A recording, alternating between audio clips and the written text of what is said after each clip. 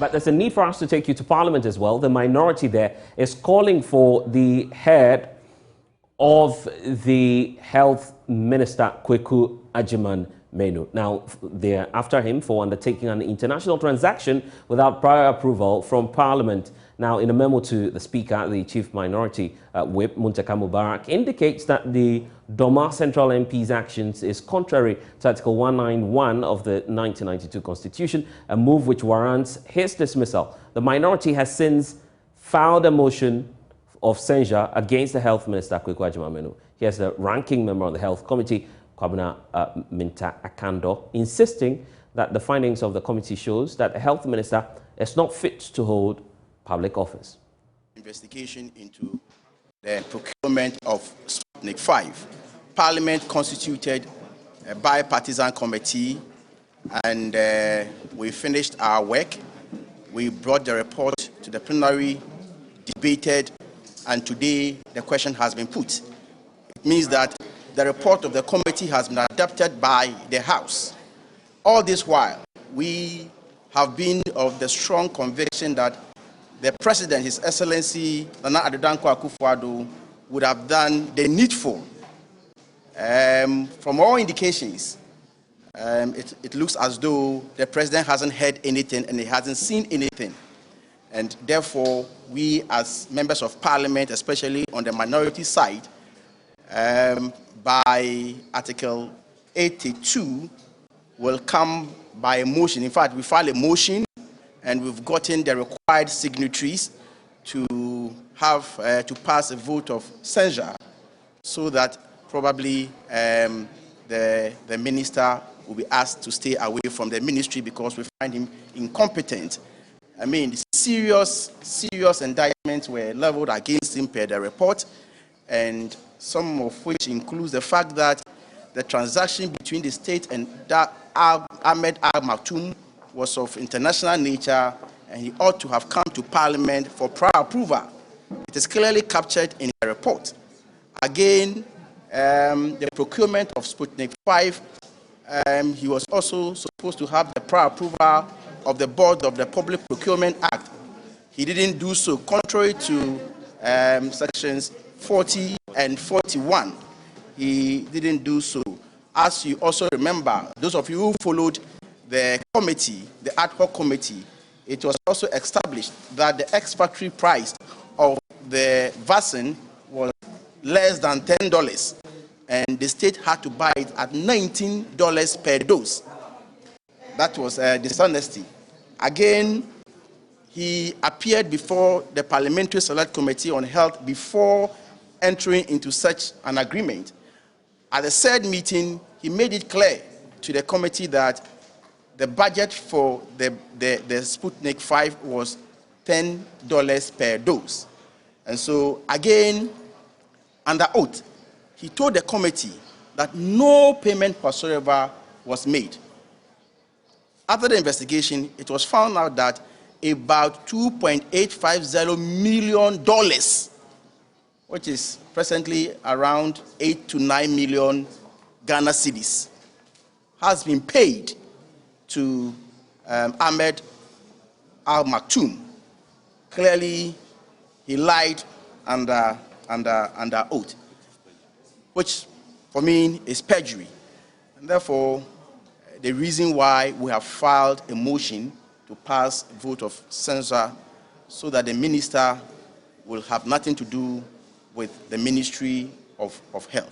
I thank you for the opportunity. Honorable, some say that you don't have the required number. You know, this is Parliament. And if indeed we are working in the interest of the country, we are 275.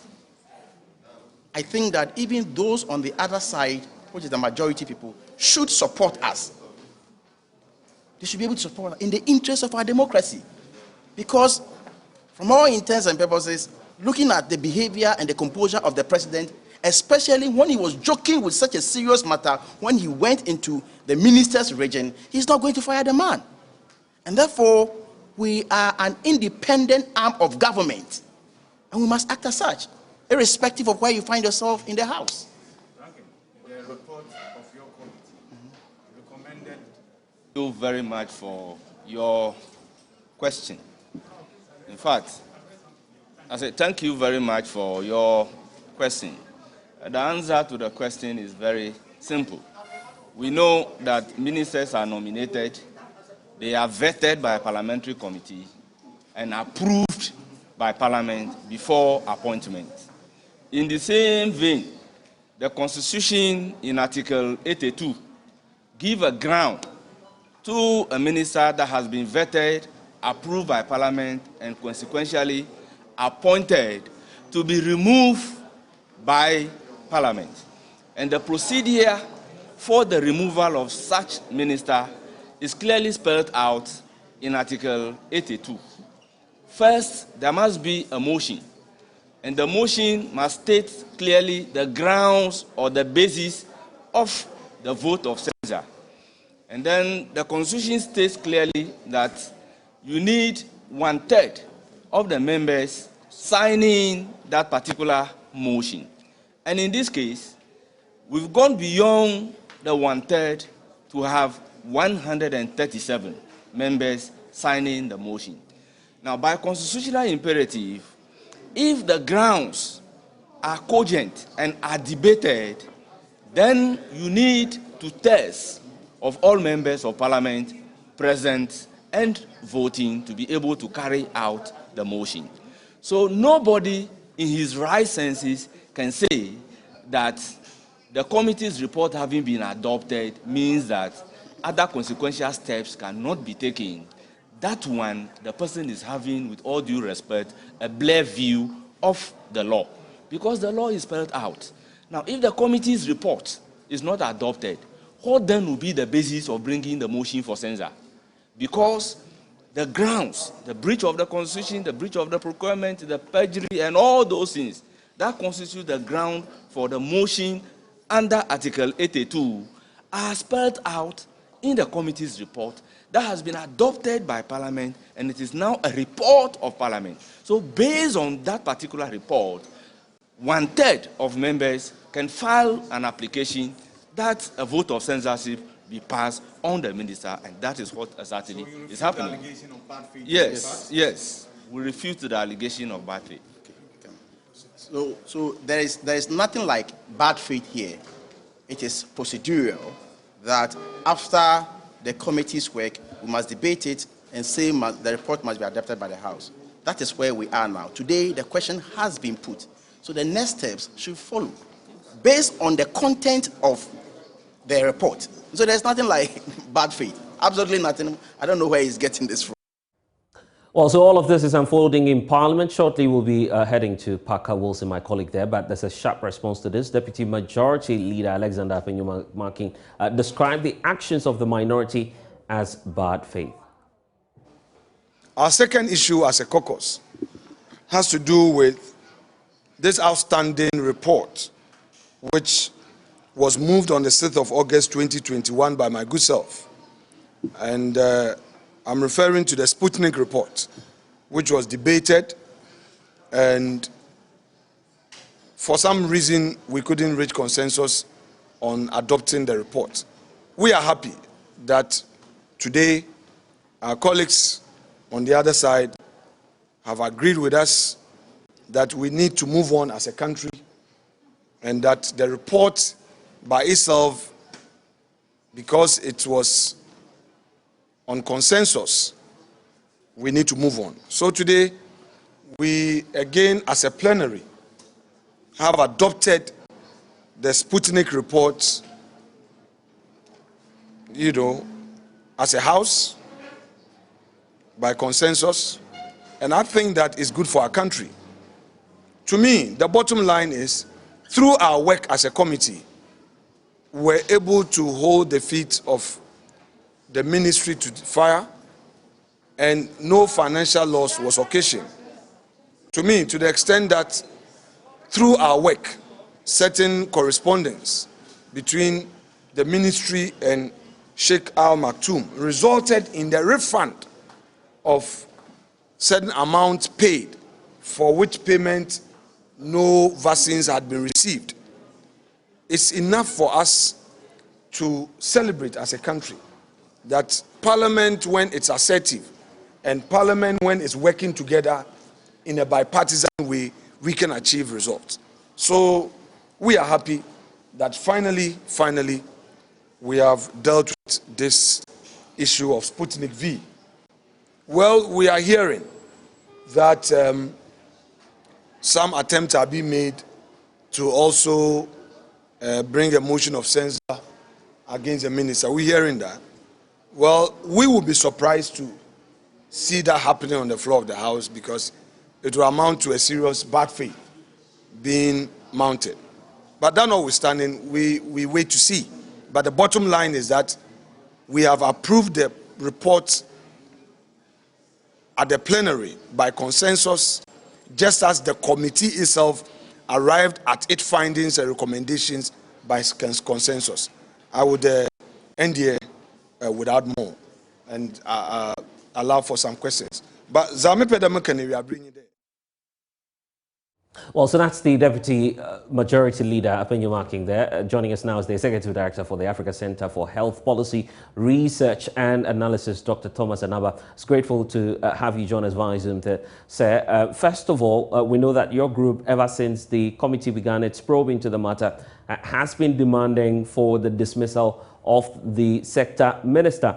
The majority's justification is that no loss has been made to the state. So why are you still demanding that the minister must go? Coming to me and go through with the motion.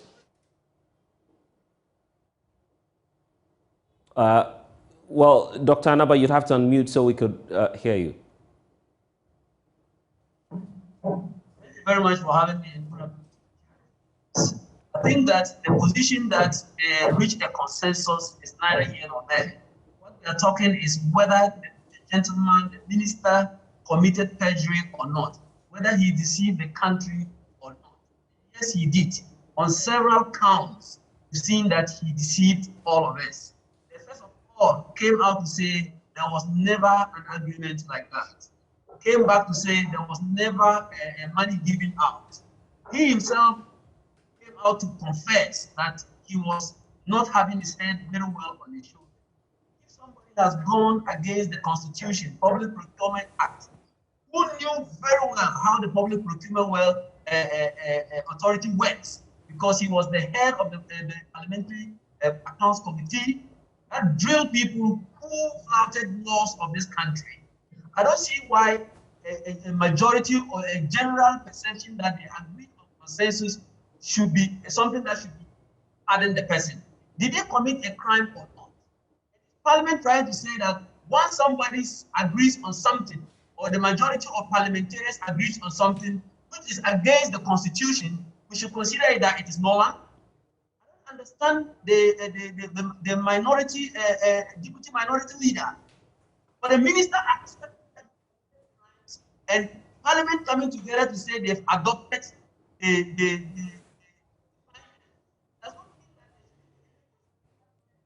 So what about claims? What about claims? And Dr. Anaba, if you could hear me, what about claims that looking at the exigencies of the time, this was in the middle of a pandemic, the minister himself admits to the fact that he was under a lot of pressure for which he could not readily answer to some of the questions that were being posed to him at the time? I think we are still under a pandemic. So should we allow the minister to continue? And we're still under a pandemic. We seem to have lost Dr. Thomas Anaba there, but we'll definitely get back to this conversation. Remember that you are still live with us here on The Pulse. Let's take you to Parliament now. Let's find out more from Parker Wilson, who is my colleague there monitoring all of the events for us. So Parker, exactly what are the demands of the minority now, knowing that there's a justification coming through from the majority side? Parker, if you can hear me, I'm asking about the latest in Parliament. That's here on The Pulse. We'll return after a very short break. When we get back, we'll talk about some more issues here on The Pulse.